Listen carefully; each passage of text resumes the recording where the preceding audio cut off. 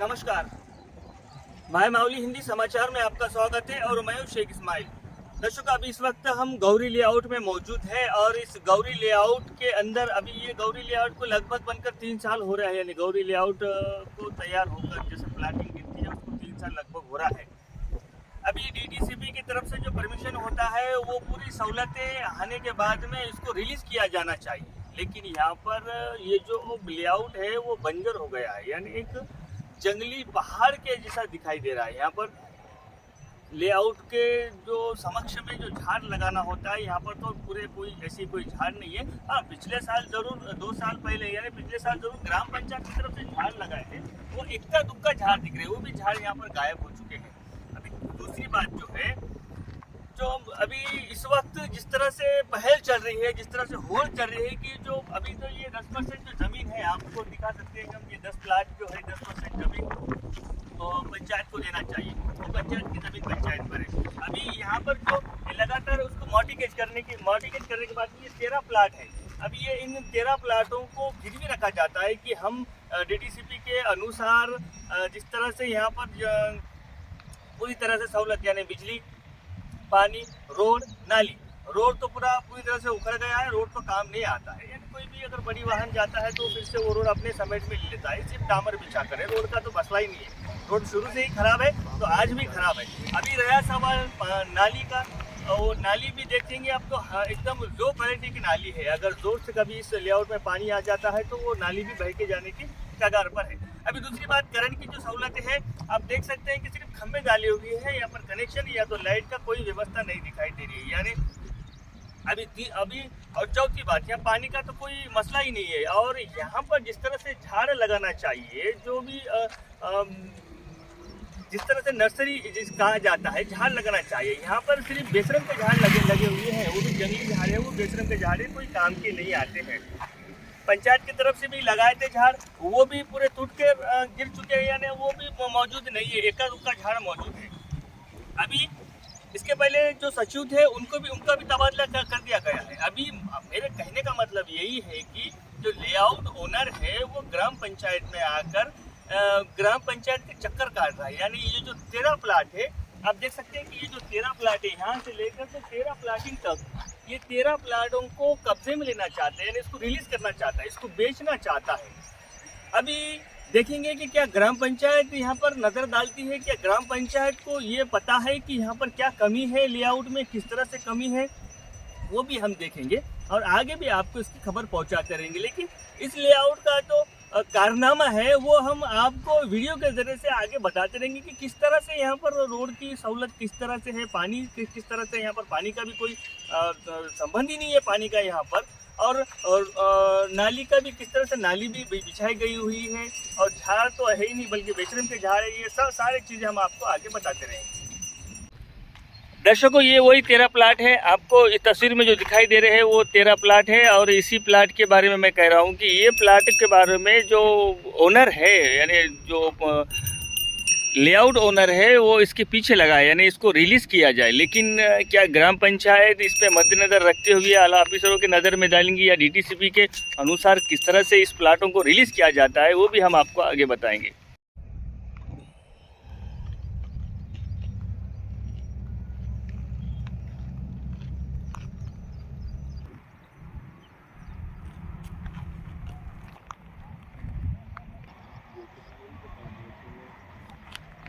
ఒక లేఅవుట్ వేయాలంటే రూల్స్ ప్రకారం కరెంటు కానీ, నాలీలు కానీ, రోడ్డు వ్యవస్థ, చెట్ల వ్యవస్థ, కరెంటు వ్యవస్థ అన్ని పరంగా ఉన్నప్పుడే ఒక లేఅవుట్కు అనుమతి లభిస్తుంది.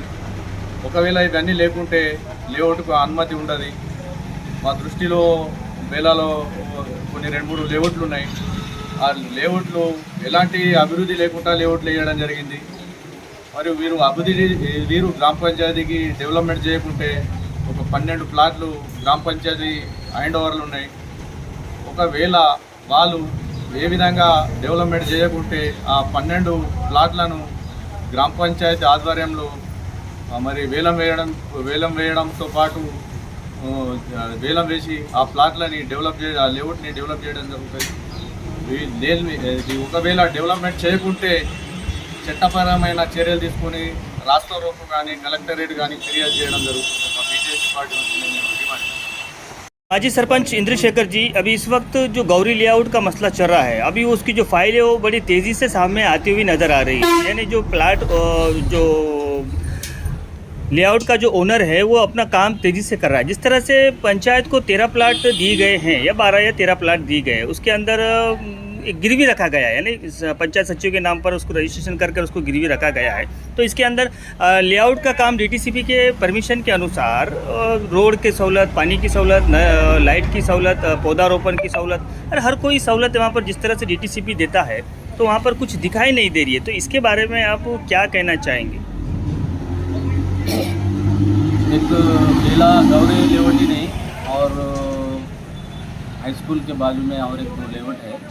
तो इसमें जो डीटीपीसी का परमिशन जो देते डीटीपीसी, तो उसमें तुम बोले वैसा बीटी रोड और ड्रेनेज और करंट का और मेन तो झाड़ा, जो झाड़ लगाते हैं अच्छे बड़े बड़े झाड़ा लगाना, ये डेवलपमेंट डीटीपीसी करना जब भी उसका परमिशन उनको देते। पहले डेवलप करते तो जैसा उन्होंने अभी बीटी रोड डाले, ड्रेनेज डाले, लेकिन वो जो झाड़ लगाना, करंट लगाना, ये थोड़े बहुत वो डेवलपमेंट नहीं किए।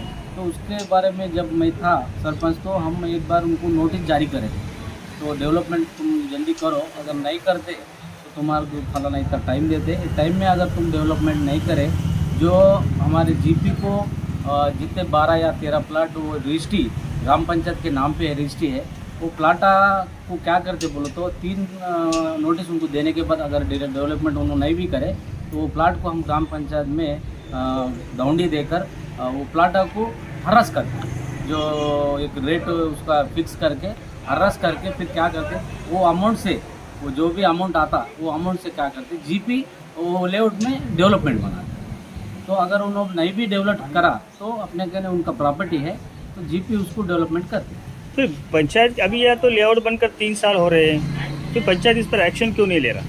हाँ, तो मैं ही था जब वो 1 या 2 नोटिस दिया था मैं, अभी तो अपना पीरियड हो गया, तो उसके बारे में सेक्रेटरी का तुम ज़रा लिए तो अच्छा रहता। और तुम बोले वैसा ये 3 साल हो गया, अभी तक वो लेआउट कंप्लीट हो जाना, और वहाँ पे जो भी प्लाट आ गरीबे लिए कोई भी लिए, इसमें एक प्लाट मेरा भी है, तो वहाँ पे जब डेवलपमेंट ही नहीं रहता तो अपन प्लाट वहाँ लेके वेस्ट होता। कल के दिन अपन घर भी बंधे तो वहाँ पर ड्रेनेज नहीं और करंट ही नहीं है, तो घर बंद के क्या मतलब। ये इसके वास्ते और एक बार आप भी सेक्रेटरी को ज़रा तुम बोलो, और मैं भी माजी सरपंच के तौर से मैं सेक्रेटरी भी इसके बारे में बोलकर, और वो जो गौरी लेआउट का है और एक जो भी 2 लेआउट है, लेआउट के जल्दी से जल्दी तुम्हारे कहने पे मायामौली चैनल के तरफ से कंपलसरी ये लेआउट 1 महीना या 2 महीने में हम कंप्लीट कर दूँ बोल के मैं आपको बोल। धन्यवाद। एमपीडीओ महेंद्र कुमार जी, अभी हमने सुना है कि जिस तरह से गजानन सेक्रेटरी का तबादला हुआ है, अभी इसके तबादले की वजह बताइए एक, और दूसरी बात, गांव में इस तरह से चर्चा चल रही है लोगों में कि जो गौरी लेआउट है जिसके जो 13 प्लाट है उन 13 प्लाटों में रिलीज़ करने की दबाव उस सेक्रेटरी पर पड़ रहा था, इसलिए गजानन सेक्रेटरी का तबादला हुआ है। तो इसमें एमपीडीओ महेंद्र कुमार क्या कहेंगे? गौरी लेआउट वाले से तबादला नहीं किया गया। गजानन सेक्रेटरी का कि मेरा ग्राम पंचायत जो है सो एक हम बड़ा जी के और एक बेला भी बड़ा जी के, ऐसे मुश्किल वाला काम करने का वास्ते एक रेगुलर जी पी देगा, मैं इसलिए मैंने देगा को दे देंगे, तो 3-4 जो जी पी है उसको निकाल दो, ये तो बहुत बड़ा निकला तो काम नहीं कर सकता उनको बोले तो उसको चेंज करें। एक फिर लोगों में चर्चा है कि गौरी लेआउट के जो 13 प्लाट है उसको रिलीज़ करना बोल के सेक्रेटरी का तबादला हुआ है। इसके वजह से तो नहीं हुआ, फिर भी उसको क्या बड़ा नहीं हम अब नहीं मालूम, उन्हें तो नहीं कर सकता बोल के बोले, इसलिए हम उसको चेंज करें। पंचायत सचिव जी, आपको पता है कि जो गौरी लेआउट है तो उसमें आपने पंचायत सचिव के नाम पर 13 प्लाट दिए गए थे। एक 10% तो ज़मीन आपके पंचायत के लिए तो है, लेकिन उसमें से 13 प्लाट जो है वो पंचायत सचिव के नाम पर क्या है, क्योंकि जो अभिवृद्धि काम है, विकास काम, जैसा कि पानी की सहूलत, करंट की सहूलत, नाली की सहूलत और रोड की सहूलत और वृक्षारोपण यानी पौधे लगाना है, तो इनमें से गौरी लेआउट में ऐसा कुछ भी नज़र नहीं आ रहा। रोड भी खस्ता हो गई है पूरी और नाली भी टूटने के कगार पर है। करंट के पोल है लेकिन कनेक्शन नहीं है और पौधारोपण तो बिल्कुल नहीं है, वहाँ पर पूरा बंजर ज़मीन हो गया और इसको पूरे 3 साल करीबन 3 साल हो रहे हैं।